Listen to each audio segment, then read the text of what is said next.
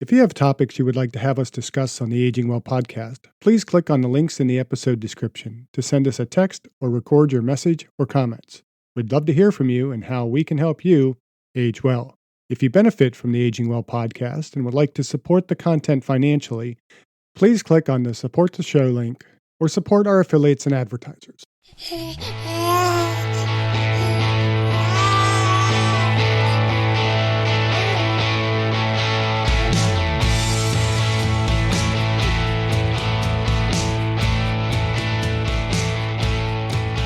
Welcome to the Aging Well podcast. I'm Jeff Armstrong here with Corbin Bruton.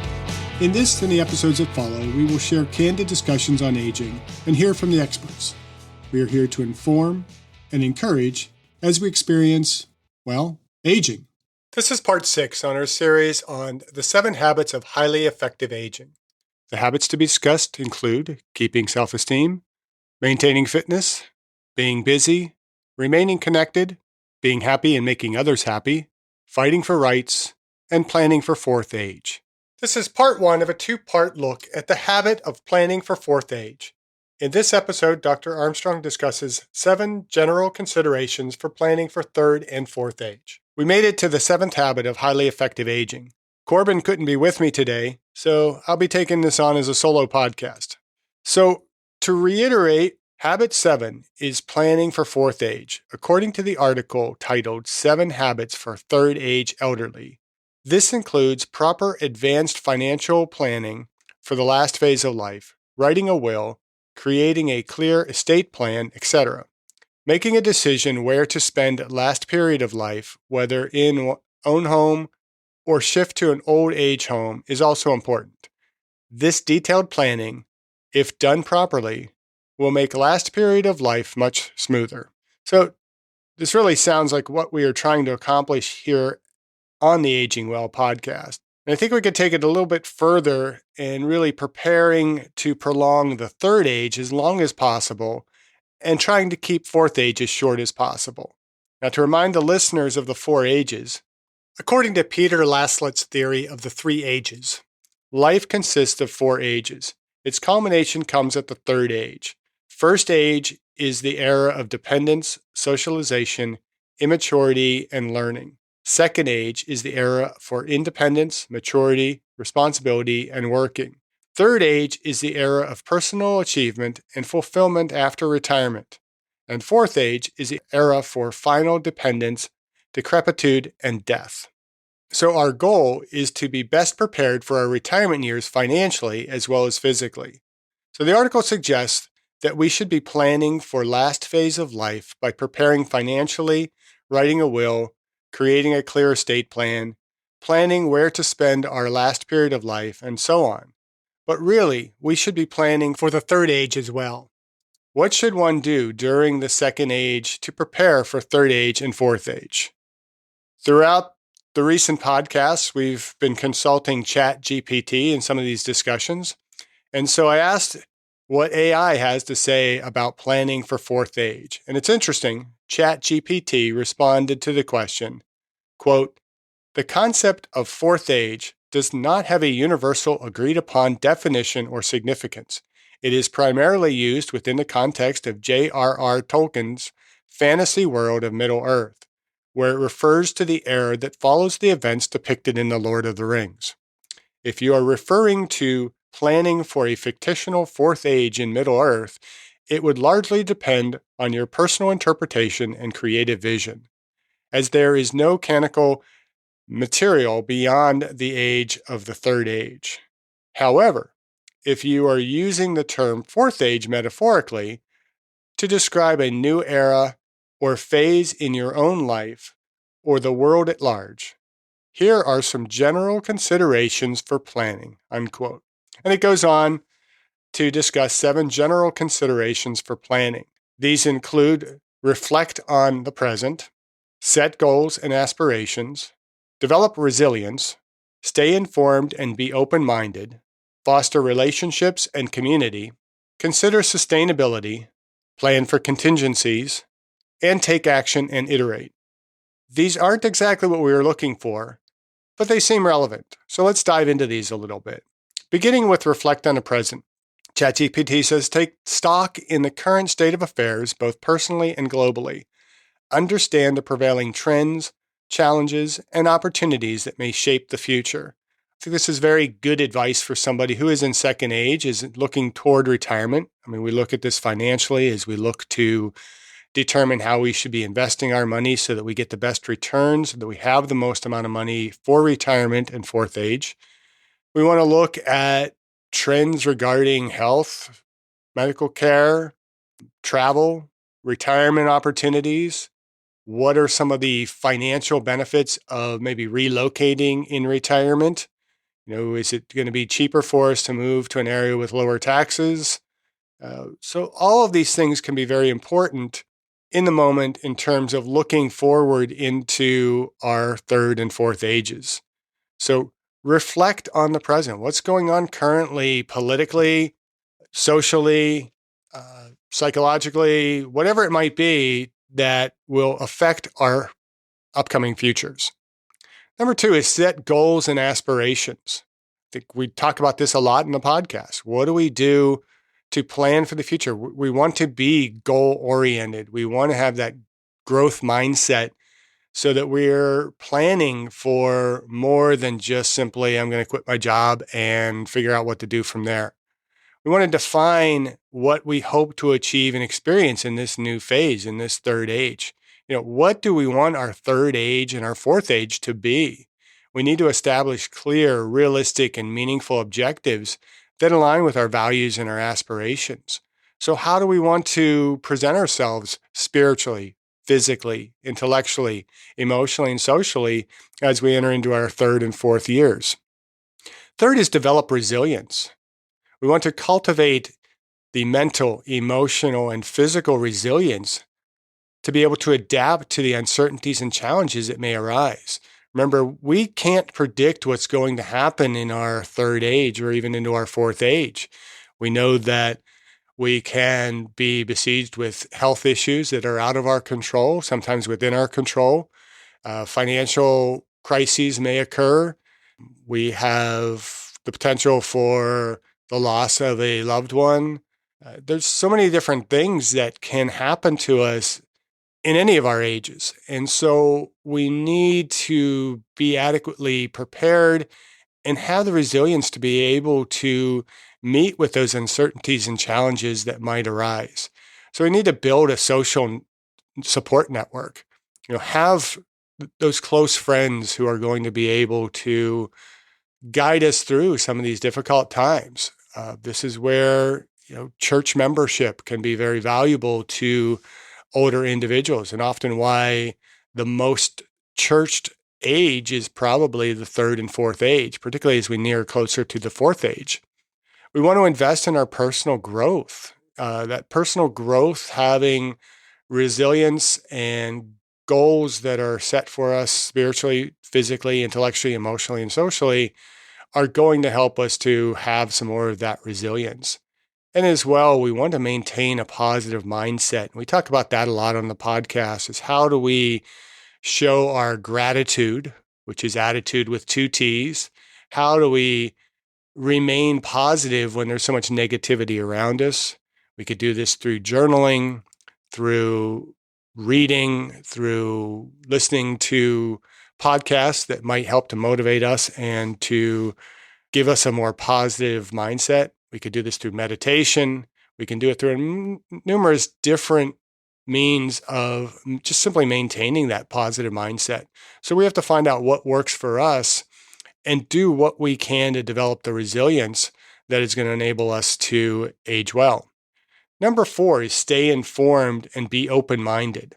We want to keep up with the current events, emerging technologies, and social developments. We want to embrace a continuous learning mindset and remain open to new ideas and perspectives.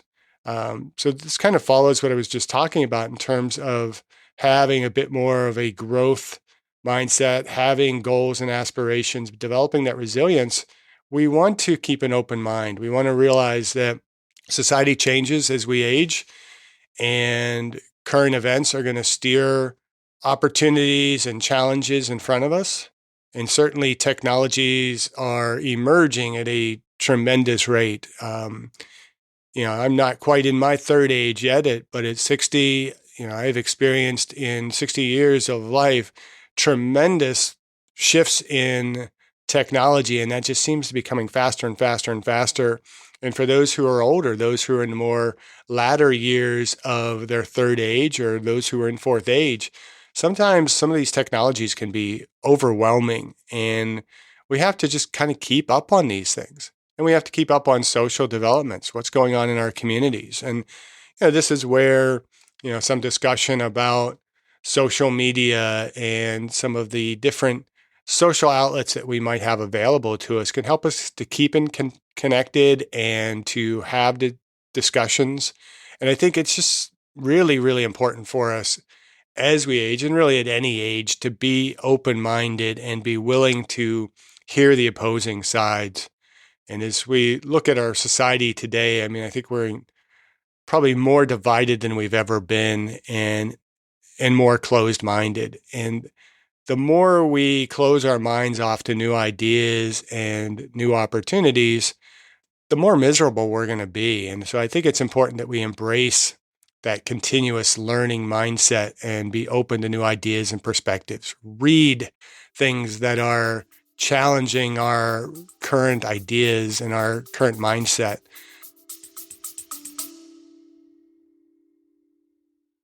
I discussed my epigenetics test with True Diagnostic co-founder Hannah Wendt in episode 162. Epigenetic testing measures baseline and changes in your pace of aging, giving you the power to steer your anti-aging or health and wellness journey in the right direction. I learned that I am aging well. Click on the affiliate link in the episode description, use the promo code AGEWELL, and receive a 12% discount on your epigenetics test and monitor your pace of aging. Watch programming that challenges us a little bit. Listen to opposing views. We don't have to change our views.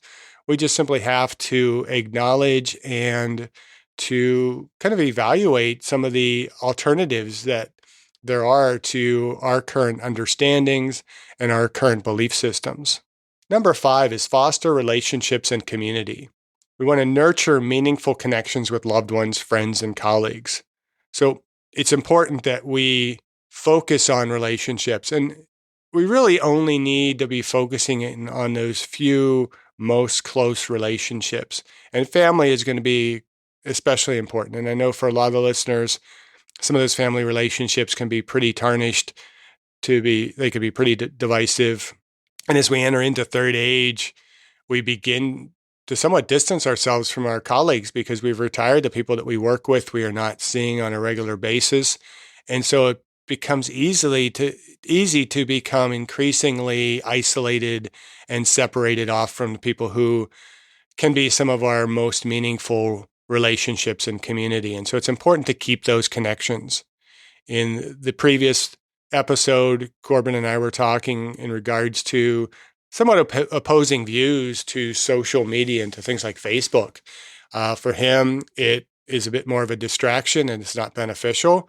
For me, having moved around the country and having friends who are spread across the globe, it is probably one of the only ways that I can maintain a more continuous connection with some of these relationships from my past. And so it isn't a perfect community because you're not able to see these people and you're generally communicating in short little blurbs, but it does foster that sense of community. It does keep me connected to people from my past and kind of know where people are and how, if I need to connect with them, I can reach out to them pretty easily and quickly. But it also kind of gives us a sense of belonging. But in addition to continuing to foster and maintain those relationships that are more distant, it is very important that we have more relationships that are in greater proximity. And so as we prepare for third age and on into fourth age, we have to consider how our plans are going to impact our relationships and potential future relationships. As we look at maybe moving from the community we've been living in for much of our second age and move into a new community, how easily is it going to be for us to create new relationships? Or how easy is it going to be to kind of maintain friendships? And what's going to be the impact of leaving behind some of these other relationships? We move away from family. How well connected are we going to be to them? And I know it's challenging within my own family. I have my siblings are spread from Maryland to Iowa to West Virginia. My dad is in Arizona. My in-laws on my wife's side, her mother's in Florida. She has a sister in Florida, one in Virginia, brother in California, another one in New Jersey.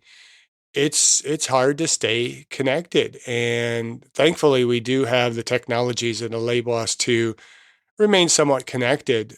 But we have to consider, our kids as we move into third age, maybe moving away from us, and how are we going to maintain those connections with them, potentially grandchildren, great grandchildren, and so on. And so that becomes a very important part of our planning into our third age is how are the decisions that we're going to make impact our ability to foster relationships and community. And then number 6 is consider sustainability. We're told to reflect on the impact of your actions on the environment and future generations. Strive to make choices that promote sustainability, both in personal lifestyle and broader societal initiatives. And I think we're seeing this a lot in our society now. Sustainability is being pushed more and more. Some people are much more resistant to it than others. But we have to consider that, I always like to speak in regards to the tragedy of the commons. A 1968, I believe it was, article by Garrett Hardin. I share this often with my students. I have them kind of reflect on how healthcare relates to this idea of the commons. But, we can only take out so much from the environment and from even things like healthcare and things like that without adding to the cost to other people. And even though our small little bit of taking may not have in itself a significant impact, how much we begin to collectively take out has much, much greater impacts. And yeah, people argue climate warming and those types of things. For me, I look more at, rather than what if impact is my consumption of petroleum products, gasoline and oil, have on the carbon footprint and the environment, it's more so there's only a certain amount of resources that are available. And as population grows, and as we take these finite resources and begin to diminish them, what is left for us in our future as well as future generations? And so I think it's worthy of consideration to think about sustainability. And there's a lot of ways that we can look at sustainability as we go into third age. One way is finances. Can we, in fact, sustain a lifestyle that will allow us to have the income and the resources necessary that can last us if our third age and our fourth age are much longer than we anticipate? And we are living longer in these generations. And with improved healthcare, we are spending more time in not only third age, but even fourth age. We're able to prolong that. And so are our resources sustainable? Are we able to live a life that can, in a sense, be infinite? We don't know how long we have left on this earth. It could be a short period of time. It could be a very long period of time. And ideally, as we've been promoting on this podcast, third age should be as long as possible, and it should be as rewarding and fulfilling as possible. And then hopefully our fourth age will be rather short as we've lived a healthy life, and that period of decline toward death is going to be, a matter of hopefully days or weeks rather than years.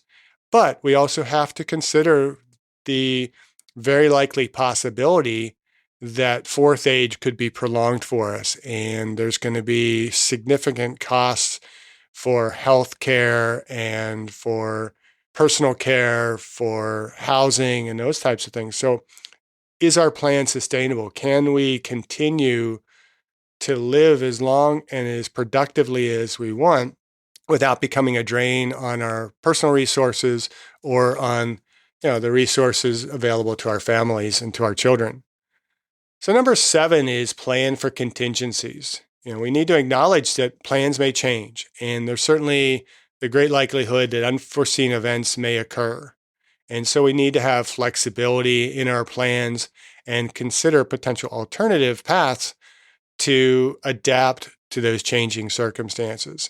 And so one thing that certainly comes to mind for me is prepare for third age, and you prepare to go into retirement somewhere, some retirement community, whether you're going to age at home or move into more of a continuous care retirement community where you can progress from a more healthy third age to the worst possible scenario in fourth age.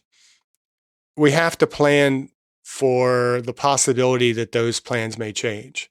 If we are looking at wanting to live at home and retire, age at home, and stay where we are until we pass, we have to consider, well, as our physical capabilities decline, can we still manage to live in the home that we live in? For a lot of the elderly, as the knees become weak and as walking and mobility become an issue, having a 2-3-story house can be quite difficult. So do we need to maybe move into a single-story home, a home that doesn't have a lot of outdoor stairs? We considered this when we moved out to Oregon, and that was 15 years ago. We had parents who are in their retirement years, or at least nearing retirement years at that time. And we had to consider, as they age and they come to visit, will they be able to, move through the home? And we looked at a lot of homes. It's like, as soon as you pulled up to the front of the address, you realize, nope, this is out, because there's like 20 stairs from the driveway up to the front door. That's not going to work well for somebody who is aging. You see a lot of homes now that are designed to have the master on the main floor. And that is particularly looking forward into more senior years where mobility might become an issue and you don't have to deal with managing those stairs. So as you plan, realize that, we want to plan for our ideal scenario, but realize that there could be changes in that plan, and we have to plan for the worst as well as the best. And if we plan for contingencies, both financially and within our physical environment, within our social communities and so on, then we're going to be better able to adapt to any uncertainties that might come in the future. And then number 8 is take action and iterate. Act upon your plans and aspirations. Take small steps towards your goals. We talk a lot on this podcast about baby steps. One of my favorite movies is What About Bob? And it's all about baby steps. And be prepared to adjust your approach as you gain new insights and experiences. Again, if we go back to number 4, where we are looking at staying informed and being open-minded as we're keeping up with current events and emerging technologies and social developments, as we get to number 8 in this list, that's going to help us to adjust our plans as we move forward. As new opportunities present themselves that can make that third age a bit easier for us. Maybe there's better investment things that we can do as we are nearing the end of our second age as we get closer to retirement. There are ways that we can adjust our finances so that we're going to be better prepared for third and fourth age. As we look at changes in the economy and changes in, politics across the country, we might have been planning to retire to one particular state, but another state becomes more appealing based on changes politically and financially. We want to be goal-oriented and take small steps towards those goals. So be always of a goal mindset. and that's going to be spiritual, physical, intellectual, emotional, and social. We talk a lot on this podcast about the physical steps that we can take to improve our health and our performance. We want to be as functional as we can going into third age, and again, try and minimize that fourth age as much as possible. So when we look at this response that we got from ChatGPT, they concluded, remember, planning for a future era or phase requires a balance between setting goals and being adaptable to change. While it's important to have a vision and plan ahead, it's equally crucial to remain open to the possibilities that may unfold along the way. So this brings us to kind of what should we consider when planning for successful aging or aging well. And I think what we'll do is we will save that for a part 2 to this episode, and we'll consider that in the next episode. So until then, keep aging well. Thank you for listening. I hope you benefited from today's podcast, and until next time, keep aging well.